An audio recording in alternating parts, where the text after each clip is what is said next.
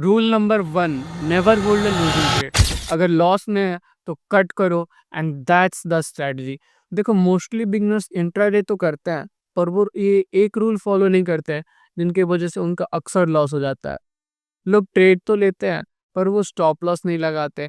वो प्राइस नीचे आने के बाद होप करने लग जाते हैं कि प्राइस फिर से ऊपर जाएगा और उनका प्रॉफिट हो जाएगा।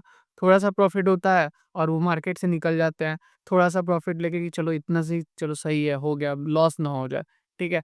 और यही गलती अगर आप भी कर रहे हो तो आप भी पक्का अपना पैसा गंवाने वाले हो।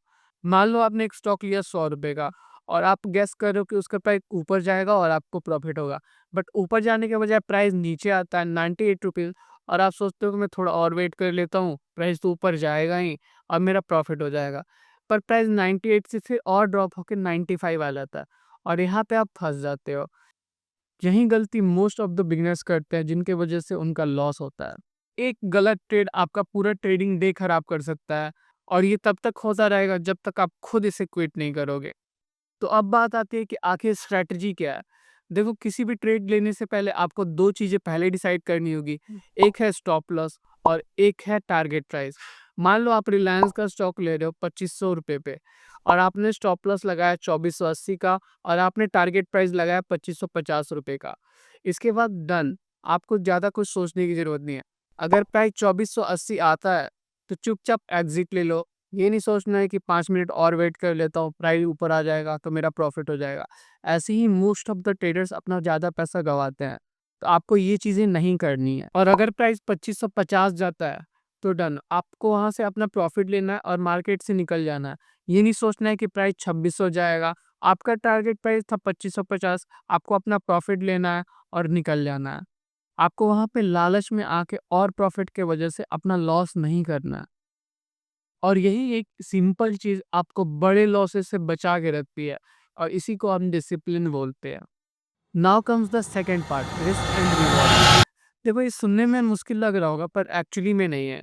मान लो कि अगर आप 20 रुपए का रिस्क ले रहे हो, तो आपका प्रॉफिट 40 रुपए का होना चाहिए, तभी आप वो ट्रेड लो। अगर नहीं हो रहा है तो नहीं लो। मान लो आपने 2500 रुपए का स्टॉक खरीदा, जैसे कि हमने रिलायंस वाला एग्जांपल लिया था पहले।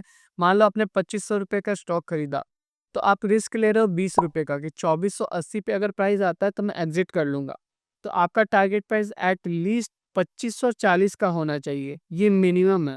अगर 2550 है तो और अच्छा है, पर 2480 मिनिमम है। 1:2 का risk reward ratio is minimum. देखो, इससे ये होगा कि हमेशा आप प्रॉफिट नहीं कर सकते हो मार्केट में, कभी ना कभी आपका स्टॉप लॉस हिट होगा। तो इससे ये होगा कि आपके स्टॉप लॉसेस छोटे हैं, आपके टारगेट्स बड़े हैं, तो आप ओवरऑल हमेशा प्रॉफिटेबल रहोगे। अगर आपके 50% भी गेसेस या फिर ट्रेड्स सही जाते हैं, तो you are still profitable, right? And that's why risk reward is really necessary. आप जितने भी बड़े यूट्यूबर्स, ट्रेडर्स को देखते हो, वो सब ये चीज़ें फॉलो करते हैं, and that's why they are profitable. And most beginners यही गलती करते हैं। वो मार्केट में बिना किसी प्लान के आ जाते हैं, और जब लॉस होता है तो वो होप करने लगते हैं कि मार्केट अब ऊपर जाएगा, उनका प्रॉफिट हो जाएगा। और जब मार्केट ऊपर जाता है, वो वेट करते हैं कि मार्केट थोड़ा और ऊपर चला जाए और उनका थोड़ा और प्रॉफिट हो जाए, and that's how they lose money and blame market. देखो, गलती मार्केट की नहीं है, गलती आपके स्ट्रैटेजी की है। इसमें आपको स्ट्रैटेजी इंप्लीमेंट करनी होती है। अगर आप इमोशंस इंप्लीमेंट करोगे तो आपके लॉस होने पक्के हैं। तो आपको क्या करना है कि कोई भी ट्रेड लेने से पहले अपना स्टॉप लॉस लिख लो, अपना टारगेट प्राइस लिख लो, और जैसे ही स्टॉप लॉस हिट होता है अपना पोजीशन तुरंत एग्जिट कर लो। अगर आपका टारगेट प्राइस हिट होता है तो अपनी पोजीशन बुक कर लो, अपना प्रॉफिट बुक कर लो, and that's how you can stay profitable. And subscribe if this made any sense.